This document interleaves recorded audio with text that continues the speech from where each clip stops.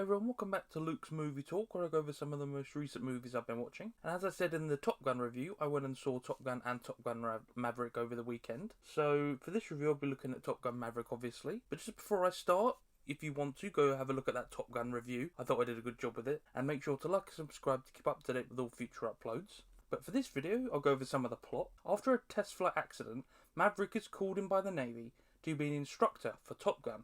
A group of previous Top Gun graduates are brought in to take on an extremely difficult mission to destroy a nuclear storage site. Exactly like the first Top Gun, they don't actually say what the enemy country is. I think they're kind of referring to, like I watched a film theory, they said possibly Afghanistan or North Korea or something like that, but they don't actually say in the film. While back, Maverick rekindles his intimate relationship with Penny, a bar owner in town. I can imagine this is a completely new character because I don't remember her at all from the original Top Gun.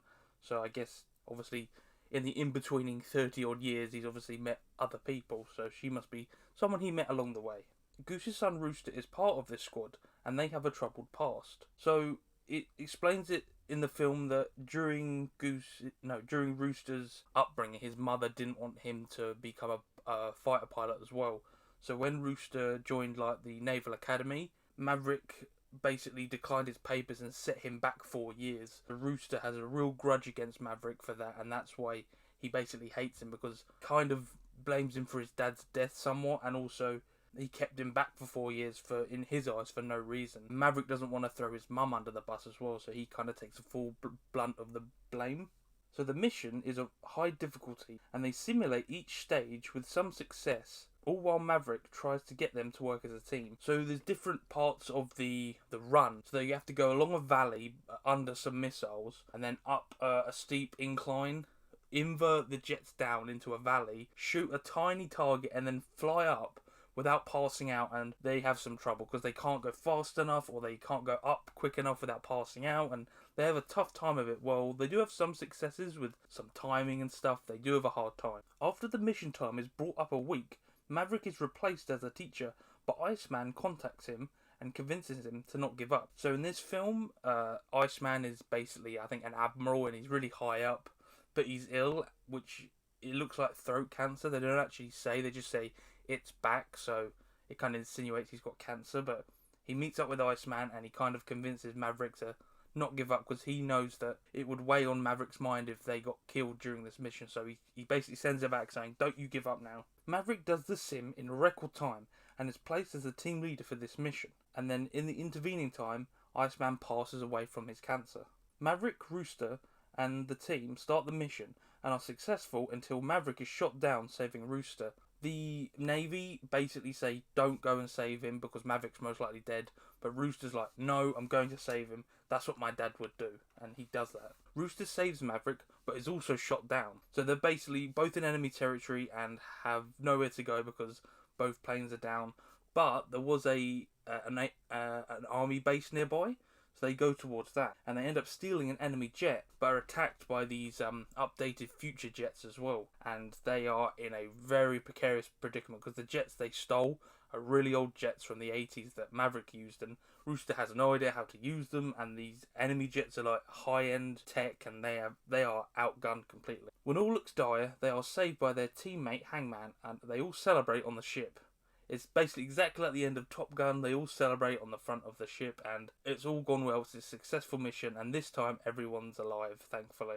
Maverick and Rooster are now really close, and Maverick and Penny are together. See, this is what I wanted. It was such a happy ending. There's so much tension during the film. It's like, oh my god, is everyone going to survive? There's moments where I'm like, oh yeah, Maverick's done, Rooster's done. There's like, oh, the other teammates could have died during the training as well.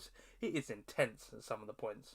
So basically, yeah, that's the big chunk of the main points of the plot. So some of the things I love, the music, once again, is great.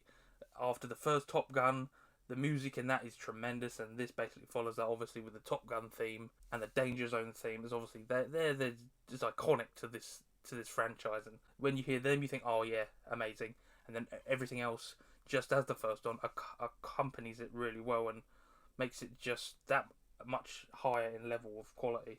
Maverick has a complicated relationship with Rooster, and they're basically on ice the whole film, with Maverick trying to kind of rebuild the relationship, and Rooster being very hesitant about it. But towards the end of the film, Rooster realizes that Maverick is only trying to do the best for him, and they come to like almost see each other as friends. I guess that maybe an uncle type figure, obviously because of Goose. And then Maverick's also got another complicated relationship with Penny because he's been with her before. He's now back in town. Penny is very hesitant to be with him again because obviously it didn't work out completely well last time. So it's nice to see them by the end of the film. They've all worked things out, and Maverick is gonna actually be a good relationship for Penny to have. She has the daughter as well. The stressful training, and in some moments, some of the team almost dying, especially when they're trying to do the incline test. One of the pilots passes out, and his jet is just free falling in the sky. And Maverick has to make it up on the fly, target him with the missile, so that person's jet signal flares off saying he's been locked onto, and that ends up waking him up and saving his life. He got really lucky that Maverick is such a good thinker when it comes to these quick situations. The mission was completely tense and emotional, and half the time I spent a lot of this movie crying, and it's so emotional, and I loved it. It was great. It was good to see Iceman, but it was also sad to lose him as well. We only got about maybe 5 to 7 minutes of him talking with Maverick, trying to convince him, and then he ends up dying, and then Maverick is basically, out of the three main group, it was like Iceman, Maverick and Goose. Maverick's the only one left now, and when at the funeral, it's on Maverick's face, you see how lost he feels. It's so sad for him. Maverick and Rooster still look up to Goose. There's moments in the film where Maverick is like, come on Goose, help me out, and then Rooster does the exact same thing, looking up to his dad saying, come on, help me out here. And it's really nice to see, even after all these years, they still love their family, and they want the support that they can bring to them, even if it's just the thought of them looking out for them. As I mentioned, I cried in a lot of this film. I don't know if it was needed, but I loved it. Like, there's some really emotional moments for Maverick and Rooster when they get together and save each other. When things work out for Maverick, it's really emotional. And I think it's basically the last quarter of this film I spent most of it in tears. I loved it. It's such a good film. And if you love the first Top Gun, you will love this even more. This is it. It's basically what you love about Top Gun with added more stuff for modern day with this new group of fighter pilots, and it's just great overall. So if you do love the first Top Gun, or even remotely interested in this, I do recommend giving it a watch. However you can, cinema or streaming, give it a watch. It will be such worth your while. But yeah, that's all I thought about it. I've got nothing bad to say. It was a great film overall. And yeah, when you do get the chance, give it a watch. But yeah, that's all from me. If you did like the video, make sure to leave a like and subscribe to keep up to date with all future uploads. And until then, I will see you later.